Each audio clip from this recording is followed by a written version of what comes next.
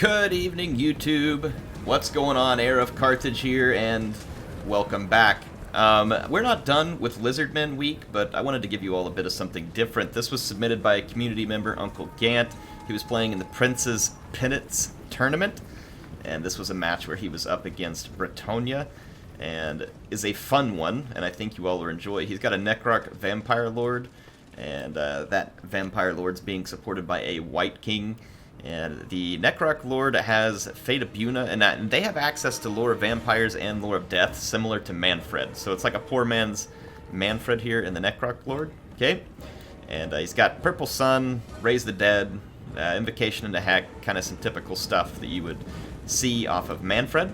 There is a Mortis engine in the back here for the vampires, as well as a Corpse Cart. There are 3 units of Graveguard, and they are supported up front by several units of zombies. There is a skeleton spear on both flanks, and then you're going to have, like I said, just a lot of zombies. There is a fluffy puppy, aka Vargulf here, and then 2 Blood Knights. Now, as for Bretonia, they do have an interesting build here. They've got 4 horse archers, or mounted yeomen, one of which is the Regiment of Renown version, shooting the poison arrows. This is a good way to slow down any vampire units, say, such as dire wolves, so a good way to keep them off your back.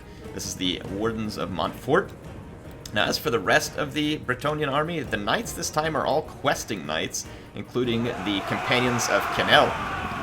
This is going to be the Regiment of Renown version. Now, questing knights really are better than, say, maybe a Grail Guardian in some ways. They're not susceptible to magic damage, potentially, off of the vampires. But Grail Guardians, Grail Knights have a higher charge, and they do have a bonus versus large, but they lack the armor piercing. So for whatever reason here, Bretonia wanted to go heavy on armor piercing. There was a Spirit Leech on the Companions of Canel, and it was actually pretty effective. Now we have the Fey Enchantress supporting this army. Cool to see the Fey. You get a lot of Albrecht and Louis. So there's a couple of men-at-arms with spears up front. You're going to have 4 foot squires, one of which is the Beast Slayers of Baston, a good unit to include. There is also going to be a Grail Relique supporting this army, as well as 2 bowmen, so 2 peasants with fire arrows. So you can see that right now the Bretonians are intent to play some of their skirmishing advantage and let the vampires have it from range. One of their targets has been the Mortis engine, and that is a good target. It needs to be dealt with. See here, we're going to have the Necroc Lord trying to get these horse archers by summoning up zombies in their midst. This is an effective way at trying to keep skirmishers away from you. Zombies do impart fear, and if a unit is low on leadership, they can potentially rout or hold them just long enough for the Blood Knights to arrive on a target that's otherwise not too fast for them to catch. So you can see a lot of good work here done by the Bretonian to keep the vampire busy. As far as infantry goes, I mean, the foot squires will put up a decent fight against Graveguard, but since Graveguard don't rout, I don't expect the foot guards to win, or sorry, the foot squires to win that. Foot guards. Here I am in like Napoleon mode. I like how the Blood Knights are being lured in. If you can get your questing knights in without a charge, they will trade quite nicely with Blood Knights, but if they take a charge from Blood Knights, it gets ugly. So I like the fact that they're charging here, trying to get the Blood Knights without a whole lot of charge from the Blood Knights themselves, and then the Fey is ready to support, though she better pull back at this point. She is way out of her league, getting too far up there. See the Mortis engine pushing forward for whatever reason, and it is copping lots of fire off of all of the horse archers and peasant bows. It's going to pull back. It was locked on to the Fey Enchantress and possibly busy microing in the back against these horse archers, which is why it came forward there. I'm not 100% certain. Continued use of Spirit Leech on the Companions of Canel has proved somewhat effective, though Spirit Leech doesn't... What's the magic cost? And is it like 8 or 9 if you've used it twice? I'm not sure if that's worth it on that. Is it worth it? These tournament players might know better than me, but it seems like that one Fate of Buna for a lesser or similar cost would do more damage, but I could be wrong. I know that the Spirit Leech does have a good impact on lower count unit models, so I'm wondering, like, is that like a Demigryph Knight or similar, like Monstrous Infantry or Cavalry unit? Or is it really good against the Cavalry? I mean, don't get me wrong, it did some damage. I'm just wondering if it's worth the magic cost compared to, say, like a Fate of Buna.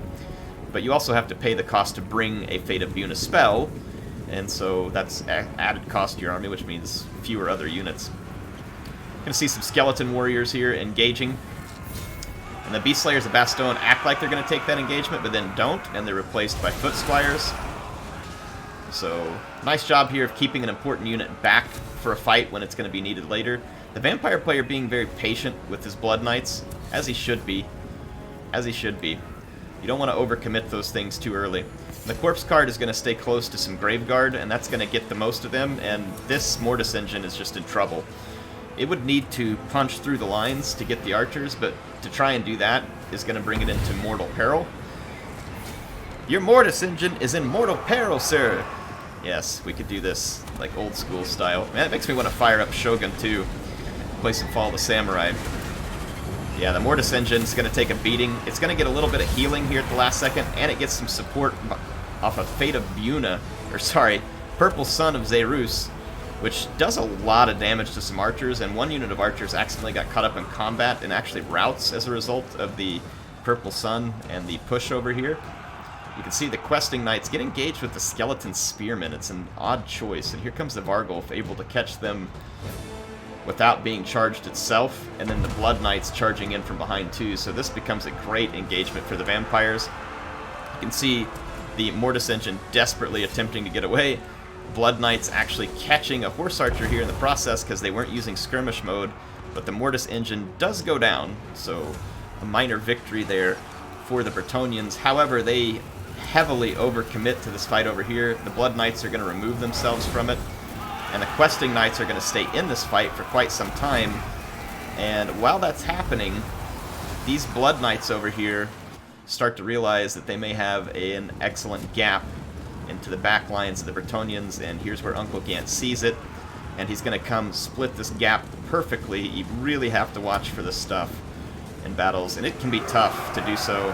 And here comes a devastating blow to the Bretonnians as the Blood Knights come through the gap, through the archers, into the Horse Archers, and then a regrouped archer back here picked off by yet another Blood Knight because their cavalry stayed engaged in that fight for too long. Way too long.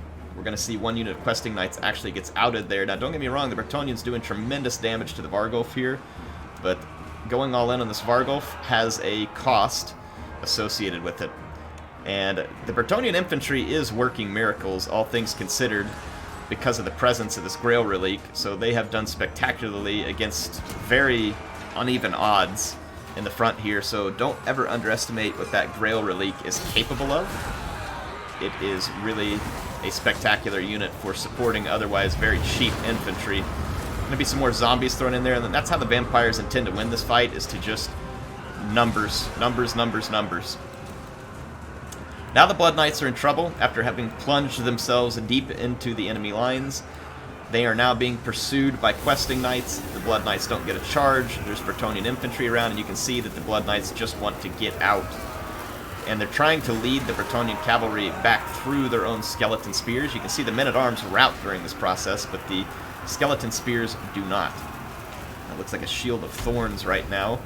Trying to get some extra damage done on the Questing Knights. The Questing Knights will get somewhat stuck on the skeleton spears, but you can see at this point that the Bretonnian absolutely determined to hunt down the Blood Knights, and the Blood Knights determined to flee, and being caught on the skeleton spears is just enough to keep those Blood Knights out ahead. They do take a lot of damage, but you can see that that was a nice play. Now the Beast Slayers of Bastogne are needed to help in the front. There's a lot of problem going on. The Neckarch Lord and his White King have broken through and are chasing the Fey Enchantress, and she is not really able to outrun them. So she's going to need some support. She's headed towards some friendly units here to try and get them off her case, and it will succeed temporarily. As for the Blood Knights, one unit over here gets an invocation to keep it from crumbling, and then we have another unit here with 15 unit models. You can see they just continue to flee around their troops using zombies and everything else they could to get the Questing Knights off their case, and it did eventually work. All three units of Questing Knights are still in the field, albeit that one of them is very weak. A Necrarch Lord, though, wouldn't want to get engaged by these questing knights, and that's exactly what's happening because of his pursuit of the Fey Enchantress, who is now going to be able to get away and stay away. However, the Blood Knights are still available to have an influence on this fight, and the questing knights are engaged, and they need to not be getting charged by the vampires. Remember, that's the critical piece here, is you don't want to get charged by the Blood Knights, but they do. And the Blood Knights come in here, and they're going to get a great engagement in a place where they are desperately needed. So these questing knights, we're going to kill the White King, but they are saved by the Blood Knights. And over here, the questing knights are likely to kill the Necrarch Vampire Lord eventually, as he is out of his league. But now you've got more Blood Knights and a White King. The Bretonnian player knows this, so he disengages the Beast Slayers of Bastogne and dispatches them to come try and oppose the Blood Knights. And this is a good play. Right at the right moment, as the Blood Knights were pulling back, the questing knights go off in pursuit, avoiding the charge of the Blood Knights. So great play here by the Bretonnian player. You can see the Necrarch Lord still pursuing this fight, trying to support his units. The Blood Knights are in trouble, and they're trying to pull out. You can see the White King still pursuing the Fey Enchantress. If the Enchantress dies, it is looking very bleak for Bretonnia. And this Grail Relique is an important unit up here as well. This unit can potentially keep Bretonnia in this fight way longer than it would normally stay there. Look at this. 8 units, 500 hit points on this Blood Knight. This one down to only 100 hit points. That Blood Knight is going to get away, and look what the Blood Knight's target is. These infantry haven't been able to do anything to the Grail Relique, but the Blood Knights will. And so, bad news for Bretonnia, because the Grail Relique is now off on its own. And then back here, the Fey Enchantress desperately trying to avoid the Necrarch Lord. And it looks like she's in a good position to do so, with the Necrarch Lord in very bad shape. But he uses Dark Protection, which is going to give him some much-needed resistance. You see the Enchantress gets out of here, and the Necrarch Lord could die at any moment in this fight with the Companion of Kinale. And it looks like the Fey Enchantress wants to finish him. She actually comes back to fight him and attack him in the rear, but the damage isn't done, and instead the Enchantress now finds herself in a dangerous situation. She just takes a whale of a hit from the Necrarch Lord, who has somehow avoided damage almost entirely. He's pursued by the Companions of Kinale, and in their attempt to attack him, they actually shove him closer to the Fey, and he gets the killing blow, or at least the near-killing blow. She's still alive, but the Companion of Kinale actually made that kill possible by pushing the Necrarch Vampire Lord forward. And then that leaves the leadership of the Bretonnians in complete disarray, as the Grail Relique was also killed by just 5 Blood Knights. You see, it didn't take much. Just those 5 escaping Blood Knights, and then a push on the Necrarch Lord has now swung this battle in favor of the vampires. And in fact, you're going to see that everything left for the vampires begins to rout here. Actually, the Necrarch Lord didn't die. I thought he had. He's still alive. He finally goes down, but not before everything from Bretonnia routs. So a very close battle, very well fought by both sides, and a fun one that kept you guessing till the end. Just a few little things was the difference between this battle swinging one way or the other, and I think this is just part of what makes Total War multiplayer fun. You just never know. In this case, I really think, again, there was 5 Blood Knights that managed to get away from those questing knights. Had the questing knights, like one unit of the questing knights, pursued those 5 Blood Knights, it wouldn't have killed the Grail Relique. And then had the Knights of or the Companions of Kinale not pushed that Necrarch Lord in their attack, he wouldn't have caught the Fey. The Fey would have survived, and the Necrarch Lord would have been in grave danger. So the decision for the Fey to come back in and attack the Necrarch Lord ended up being fatal there. I think Bretonnia thought maybe they could go for the gold and finish it off there, but it didn't work out. Look at this, Foot Squires with 312 kills. A lot of zombies there, but still, this is what the Grail Relique can do. It doesn't get a ton of kills by itself, obviously, here it is, but these Foot Squires stayed in the fight for a tremendously long time, and they did a good amount of damage, way more than most 700 gold units would be able to pull off in this fight. The Beast Slayers of Bastogne only routed because their army was gone. This unit did a spectacular job as well in helping to take down the Vargulf and lots of other infantry. Now, I like the play by the mounted yeomen. Those yeomen were not on skirmish mode, and it ended up costing the Bretonnian player in the end. He was trying to control them on his own, and he did a good job of it at many points of the battle, but eventually it broke down, and he lost some of these units while they still had some ammo left. But he did use them to some good effect. He was able to use them to help get the Mortis engine out of the fight, which is a big deal. You don't want the Mortis engine there because it causes terror, and it also just sucks away the life of your troops as long as it is in combat. That Blood Knight that split the lines and got into the back to take out the archers, probably taking home MVP there. That was a huge play that led to a string of events that eventually played out in the favor of Uncle Gant here. This was a fun one. Very good battle. Thank you to both players. Hopefully this acts as a fun, I say reprieve from the Lizardmen. It's not like you guys are hating that, but you know, I try and throw a little variety in here. I don't want you watching the same thing every day over and over again because it might get old for you. Anyway, HeirofCarthage signing out for now. Thank you, Uncle Gant, for submitting this one. If you all want to submit replays of your own, go join my Discord. The link is in the description, and we have a Warhammer area in the Discord, and one of the threads under Warhammer is replays.